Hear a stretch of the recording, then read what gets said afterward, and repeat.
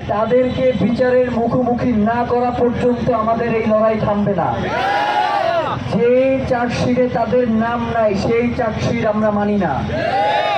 কোনো কাগজ দিয়ে আমাদের এই লড়াইকে থামানো যাবে না।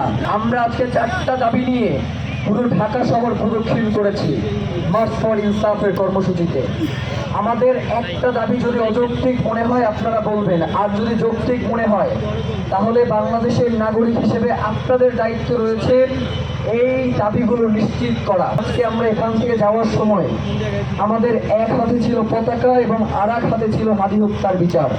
হাদি হত্যার বিচার না হলে এই পতাকা অক্ষুণ্ণ থাকবে না, এটা আপনাদেরকে বলে দিলাম। হাদি কি তার নিজ স্বার্থ হাসিলের জন্য খুন হয়েছে? তিনি বলেছেন বাংলাদেশের স্বাধীনতা সার্বভৌমত্ব রক্ষা করতে হবে। সীমান্তের কাঁটাতারে ফেলানির লাশ আর ঝুলে থাকতে পারবে না। তিনি বলেছেন সীমান্তে যদি একটা লাশ ঝুলে থাকে তাহলে পার্শ্ববর্তী দেশের 3টা লাশ সীমান্তে ঝুলে থাকতে হবে। তিনি বলেছেন বাংলাদেশে যদি ভারতীয় আধিপত্যবাদ কায়েম করে বাংলাদেশের স্বাধীনতাকে বিনষ্ট করে দেওয়া হয়, পার্শ্ববর্তী রাষ্ট্রের স্বাধীনতা অক্ষুণ্ণ থাকবে না।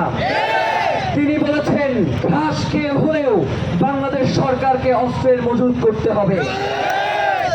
শত্রুর সাথে কখনোই সুশীল কথা দিয়ে তাকে মোকাবেলা করা যাবে না। কুকুরের সাথে কথা বলতে হবে মুগুর দিয়ে। কুকুরের সাথে কোনো সুশীলতা চলবে না। এরপর যদি জনগণের সামনে আইসা সুশীল কথা বলে থাপড়ে দাঁত ফেলাই দেব। কোনোভাবেই সুশীলতা চলবে না। এই সুশীল সুয়ারগুলো বাংলাদেশের স্বাধীনতা সার্বভৌমত্বকে দিল্লির কাছে বর্গা দিয়ে দেয়। এই সুশীল সুয়ারগুলো ক্ষমতার নামে আমাদের দেশনেত্রী বেগম খালেদা জিয়ার বাসভবনের সামনে গিয়ে তাকে আগুন সন্ত্রাস হিসেবে আখ্যায়িত করে। সুতরাং এই সুশীলদের সাথে আমাদের কোনো আপোষ নাই। এই সুশীলরা এই শাহবাগে দীর্ঘ 1 মাস মব কায়েম করে মজলুম নেতাদেরকে হত্যা করেছে। সুতরাং এই সুশীলদের সাথে আমাদের কোনো সুশীলতা চলবে না। এই সুশীলদেরকে মুগুর দিয়ে শান্ত করতে হবে। আমাদেরকে যোগ্যতম হয়ে উঠতে হবে, আমাদেরকে সৎ হতে হবে, আমাদেরকে ইনসাফের জন্য প্রত্যেককে ইনসাফের এই লড়াইয়ের জন্য তৈরি হতে হবে। ভাইয়েরা, ওসমান হাদি সবসময় একটা কথা বলেছে যে অনেক মানুষের থেকে যোগ্যতা সম্পন্ন অল্প মানুষ গুরুত্বপূর্ণ। এই যে দেখেন, আপনারা 47 আজাদি নিয়ে আসছেন, এর ফল আপনারা ভোগ করতে পারেন নাই। 71 আজাদি নিয়ে আসছেন, এর ফল আপনারা ভোগ করতে পারেন নাই। 24 আপনারা আজাদি নিয়ে আসছেন, এর ফল আপনারা ভোগ করতে পারেন নাই। এই সুশীল সুয়ারেরা সবসময় ক্ষমতায় গিয়ে আপনার ন্যায্যতাকে তারা দিল্লির কাছে বিক্রি করে দিয়েছে।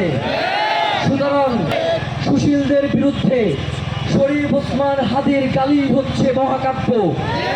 এই গালিকে যারা বিভিন্ন আঙ্গিকে বিশ্লেষণ করতে চায়, যারা বিভিন্ন অঙ্গ প্রত্যঙ্গের মাধ্যমে এই গালির ব্যাখ্যা দেয়, আপনাদেরকে একটা ভালো কথা বলি।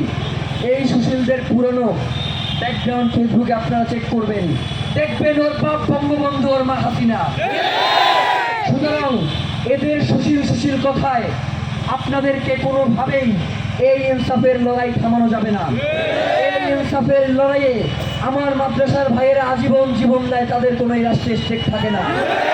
এই ইনসাফের লড়াইয়ে আমাদের ছোট ছোট ভাইয়েরা জীবন দেয়, 4 বছরের রিয়া গোপ্রা জীবন দেয়, কিন্তু এই রাষ্ট্রে তাদের কোনো স্টেক নাই।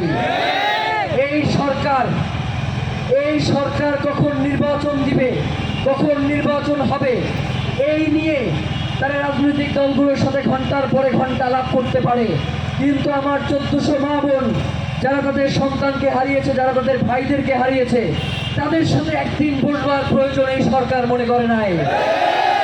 অথচ জুলাইয়ের মাধ্যমে এই সরকার, যখন তাকে বলা হয় আপনি তো অনির্বাচিত সরকার, তখন তিনি বলেন যে জুলাইয়ের জনতা আমাকে ক্ষমতায় বসিয়েছে। যেই জনতা আপনাকে ক্ষমতায় বসিয়েছে, সেই জনতাকে যদি আপনি স্বীকার না করেন, সেই জনতার কোনো দায় নাই আপনাকে ক্ষমতায় টিকিয়ে রাখার। প্রিয় ভাইয়েরা, আপনাদেরকে স্পষ্ট করে বলে দেই, শহীদ ওসমান হাদির হত্যার বিচার করতে যদি এই সরকার সক্ষম না হয় এবং ভারতীয় আধিপত্যবাদকে এই রাষ্ট্র যদি তাদেরকে ঝেঁটিয়ে বিদায় করতে সক্ষম না হয়, তাহলে এই সরকারের পরিণতি কি হবে সেটা আমরা জানি না।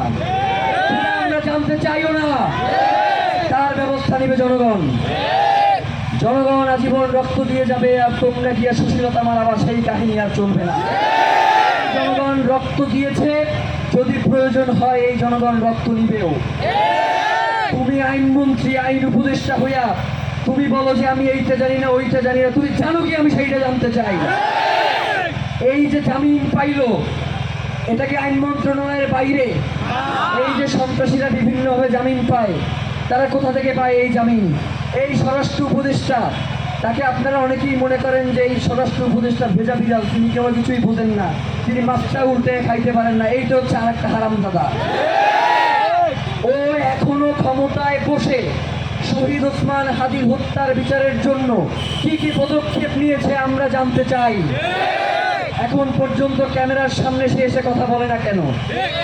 শহীদ ওসমান হাদির হত্যার মতো এত গুরুত্বপূর্ণ ঘটনায় স্বরাষ্ট্র উপদেষ্টা সামনে আসছেন না, একজন অতিরিক্ত আইজিপিকে সামনে পাঠায় দেন। ফাজলামি করেন মিয়া, এই ধরনের ফাজলামি আর চলবে না।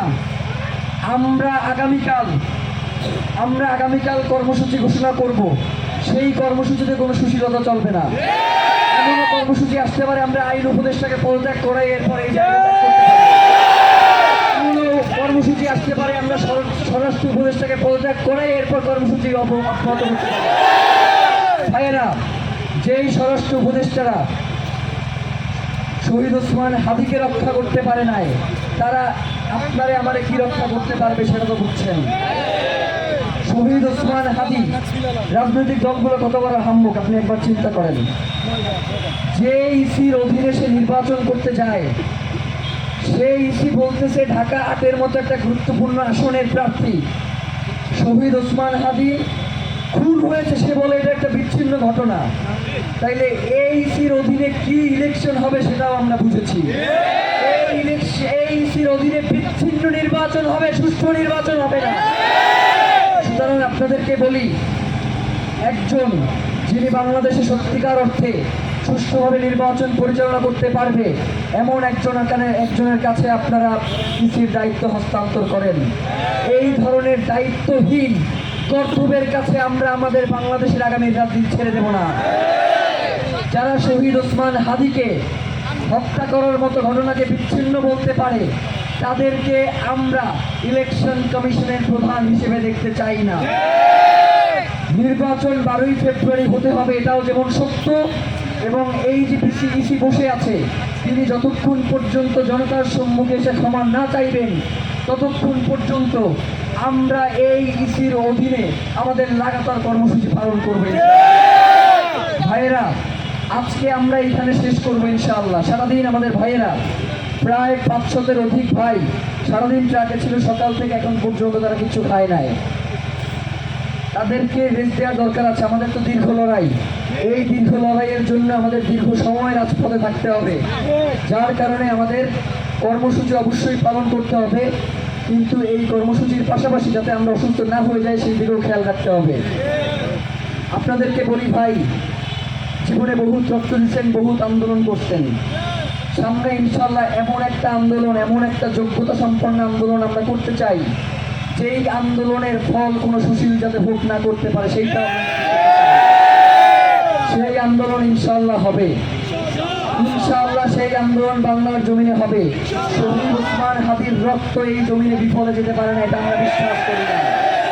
শহীদ ওসমান হাদির রক্তের শপথ, তার এই আজাদির জমিনের শপথ, যতক্ষণ পর্যন্ত শহীদ ওসমান হাদির হত্যার সাথে যারা জড়িত রয়েছেন, একদম টপ টু বটমকে আমরা বিচারের মুখোমুখি করতে না পারবো, ততদিন পর্যন্ত আমাদের এই লড়াই অব্যাহত থাকবে। আপনারা আমাদেরকে সহযোগিতা করবেন না? শহীদ ওসমান হাদি কি শুধু ইনকিলাব মঞ্চের? শহীদ ওসমান হাদি কি কখনোই ইনকিলাব মঞ্চের কোনো কিছু নিয়ে আপনাদেরকে বলেছে?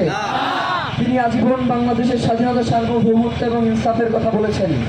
বাংলাদেশের একজন নাগরিক হিসেবে এই লড়াই আমাদের সবার। ইনশাআল্লাহ শহীদ ওসমান হাদির এই আদর্শের লড়াই এই জমিনে প্রতিষ্ঠা না করা পর্যন্ত আমরা এই লড়াই চালিয়ে যাব। অসংখ্য ধন্যবাদ। বাংলাদেশ জিন্দাবাদ, ইনকিলাব জিন্দাবাদ।